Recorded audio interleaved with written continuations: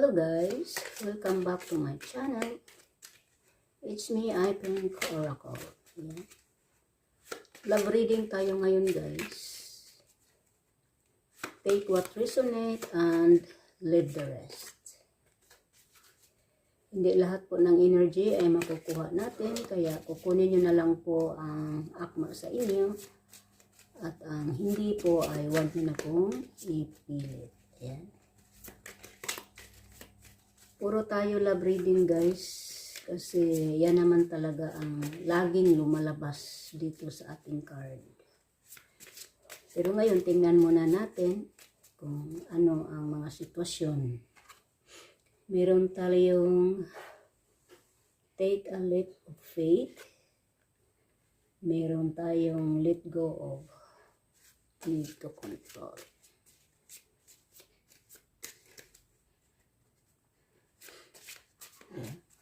Balasahin muna natin. Ang lalabas, ayan ang ating kukunin.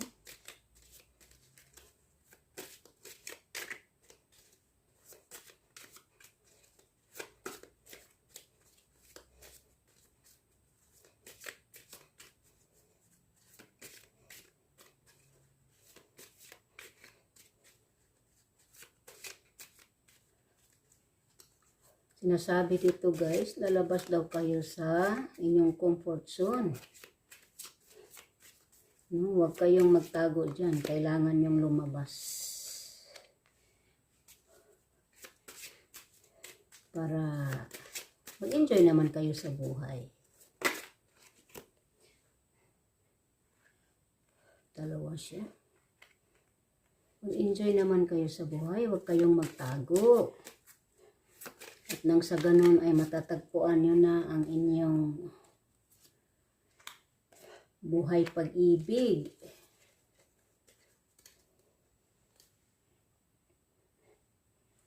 Yan. Ito po ang nagsilabasan ngayon. Sinasabi dito na lalabas daw kayo sa inyong comfort zone at palayain ang inyong sarili. Kung saan kayo naging masaya, punta kayo sa mga kaibigan, mag-attend kayo ng party, attend kayo ng Christmas party, or mag-banding kayo with family and friends, or magpasalon kayo, magpaspa kayo, magpaganda kayo. Kung anong dapat yung gawin na ikakasaya nyo guys, ay gagawin nyo, no? Huwag kayong magtago, lalabas kayo.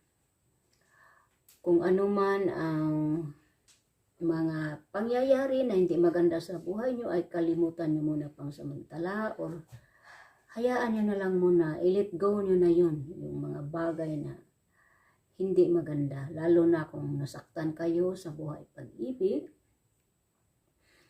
So, keep in mind na magawa kayo ng magandang mga bagay na nakaka-attract sa inyo. Nakaka-attract love with a negative mindset, no? Huwag nating i-focus ang ating mind sa mga negative. Kailangan be positive tayo. Positive tayo guys. Positive mindset tayo para makaka-attract tayo ng maganda. Kasi kung ano po ang ginagawa natin, yan po ang ma-attract nyo. So, huwag kayong mag-isip ng mga negative. Kailangan positive kayo. Kung nasaktan kayo sa buhay pag-ibig, palayain nyo na ang pag-ibig na yan. Palayain nyo na. Kasi, darating ang tamang panahon na matatagpuan nyo na ang tamang koneksyon, matatagpuan nyo na ang tamang tao, at kayo po ay magtatagumpay. Huwag kayong matakot. No? Huwag kayong matakot na kung nasaktan kayong muli, kung nasaktan kayo, huwag kayong matakot na magmahal muli. Kasi, alam nyo naman na ang kaligayahan, ang kalungkutan ay katumbas kaligayahan. Kung may kaligayahan, katumbas kalungkutan. So, kung nalungkot man kayo ngayon na sasaktan, darating ang tamang panahon na kayo ay maging masaya sa buhay. Yan, meron tayong engagement.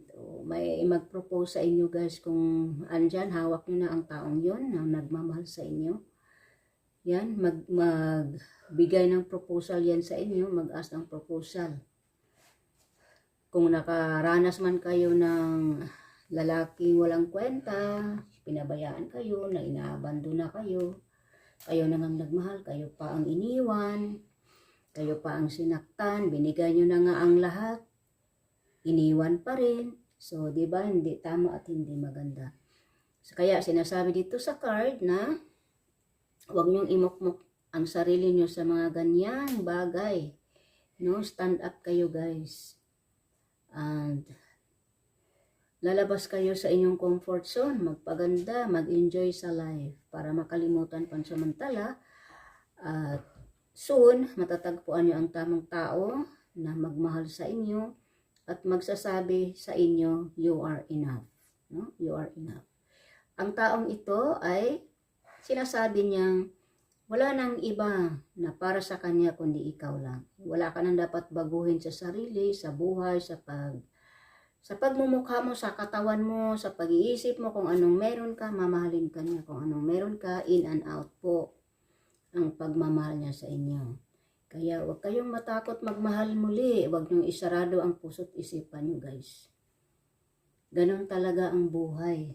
Kaya go with the flow. Huwag kayong magtago. Enjoy life. Especially ngayon, Christmas. Ayun. Baka andun lang yun sa tabi-tabi. Nagpahipit lang yung mga soulmate nyo dyan. Mga twin flame nyo dyan. Kaya, paghandaan nyo na yan. Magpaganda na kayo. Kasi, kung may umalis, may dumating. Ganun talaga. Kung may nagpapayak, may magpapasaya. Kaya, go with the flow and love yourself. No?